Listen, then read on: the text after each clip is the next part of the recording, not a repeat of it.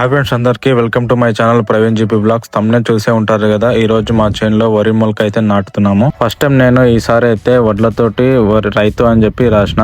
చాలా మంచిగా అనిపించింది నాకైతే. మీకు ఎలా అనిపించిందో కామెంట్ చేయండి. చూస్తున్నారు కదా, ఇది మొత్తం ట్రాక్టర్ అయితే రొటివేటర్ అయితే కొట్టిపోయింది. దాని తర్వాత నేను మా తమ్ముడు మొత్తం మిర్రర్ లైన్ దగ్గర మొత్తం సాఫ్ అయితే చేస్తున్నాము. ఒక పైప్ తీసుకొని దానికి 2 తాడులు కట్టి మిర్రర్లు ఏడేడు అయినాయో మొత్తం సాఫ్ అయితే చేస్తున్నాము. బురదలో ఇట్లా పని చేస్తుంటే తెలుస్తుంది దాని విలువ. ఎందుకంటే రైతు అంటే చాలా చిన్న చూపు అయితే చూస్తారు ప్రతి ఒక్కరు. కష్టం విలువ అనేది ఒక రైతుకు మాత్రమే తెలుస్తుంది. ఎందుకంటే ప్రభుత్వం గిట్టుబాటు ధర ఇవ్వకున్నా కూడా రైతు అయితే పండిస్తూనే ఉంటాడు. ఎందుకంటే రైతు ఒకసారి అయితే వ్యవసాయం చేయడం ఆపేస్తే దేశానికైతే అన్నం అయితే దొరకదు. దయచేసి ప్రతి ఒక్కరు రైతులకైతే సపోర్ట్ చేయండి. గిట్టుబాటు ధర కానీ ఎరువులు కానీ సకాలంలో ఇప్పించడానికైతే. ఈ వీడియో చూస్తున్న వారు ఒక లైక్, సబ్స్క్రైబ్ చేయడం మాత్రం మర్చిపోకండి. ఓకే, ఇప్పుడు మళ్ళీ టాపిక్ లోకి అయితే వెళ్దాము. ట్రాక్టర్ కొట్టిపోయిన తర్వాత చాలా మిర్రలు అయినాయి, చెప్పిన కదా ఇందాక. ఒక పైప్ తీసుకొని మొత్తం సాఫ్ చేస్తున్నాము. మా దగ్గర అయితే ఎడ్లు లేవు సో జమ్ము కొట్టడానికి. సో అందుకని చెప్పి పైప్ తీసుకొని ఒక ఇనుప పైప్ తీసుకొని మొత్తం సాఫ్ చేస్తున్నాము. అలా ఒక 15-20 నిమిషాలు అయితే మొత్తం చుట్టూ తిరిగి సాఫ్ అయితే చేసినాము. ఇలా చేస్తే మొలక అయితే మంచిగా భూమిలో అయితే కూర్చుంటది. నేనైతే సాయిబాబా సీడ్స్ వారి freedom 203 paddy improved paddy seeds అయితే తీసుకున్నా. ఒక 6 బ్యాగులు అయితే 10 kg బ్యాగ్స్ అయితే తీసుకున్నా. మీరు ఏం సీడ్స్ వాడారో ఒకసారి కామెంట్ అయితే చేయండి. ఇది చాలా బాగుంటుందని చెప్పి చాలా మంది అయితే చెప్పారు. నేను బాగానే యూట్యూబ్ లో అయితే చూసిన, చాలా మంచిగా వస్తుంది అని చెప్పి. ఇక్కడ 30 నుంచి 35 క్వింటాల వరకు అయితే వస్తుంది అని చెప్పారు. అంతా రాకుండా కనీసం ఒక రైతుకి 30 క్వింటాలు వచ్చినా చాలా సంతోషం.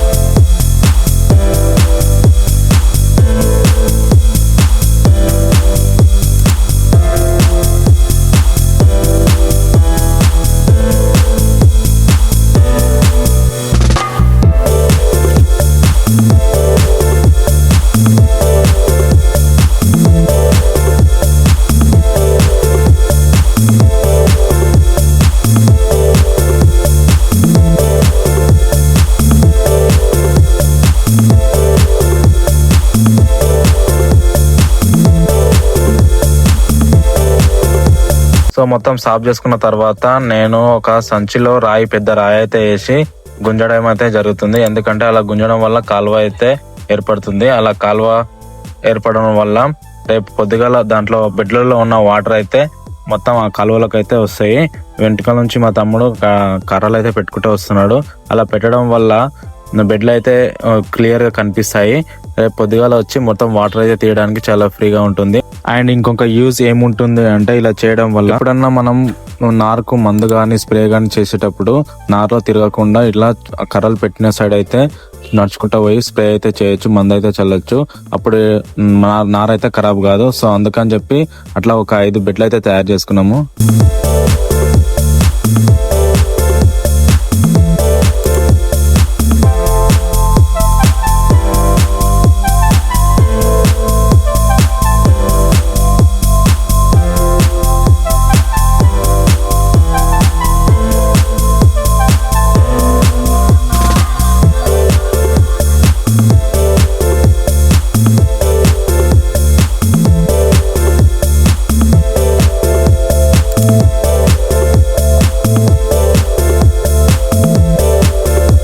సో అది అయిపోయిన తర్వాత నేను 2 గంపలు అడుగు మందు అయితే చల్లుతున్నా. ప్రతి సంవత్సరం ఒకే దగ్గర వేయడం వల్ల నార అయితే మంచిగా రావట్లేదు, చచ్చిపోవడము, అది మొత్తం ఖరాబ్ అయిపోవడం అయితే జరుగుతుంది. మా దగ్గర పశువులు లేవు కాబట్టి పశువుల ఎరువు అయితే లేదు.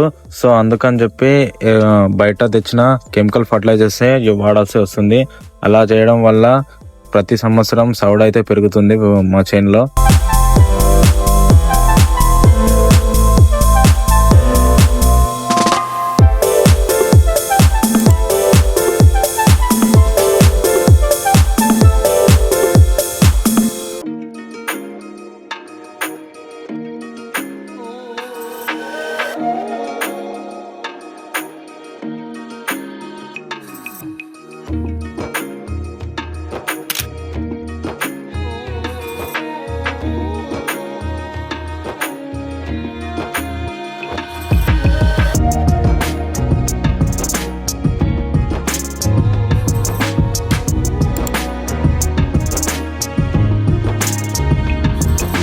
మేము ఇద్దరం మొత్తం రెడీ చేసిన తర్వాత మా మామ అయితే వచ్చి మొలక అయితే చల్లుతున్నాడు.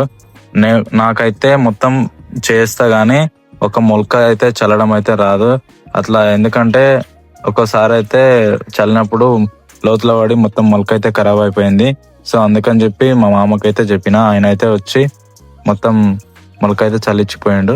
దయచేసి ప్రతి ఒక్కరు వీడియో లాస్ట్ వరకు అయితే చూడండి. నచ్చితే లైక్ చేసి సబ్స్క్రైబ్ చేయడం మాత్రం మర్చిపోకండి. సపోర్ట్ చేయండి. Thanks for watching. జై హింద్.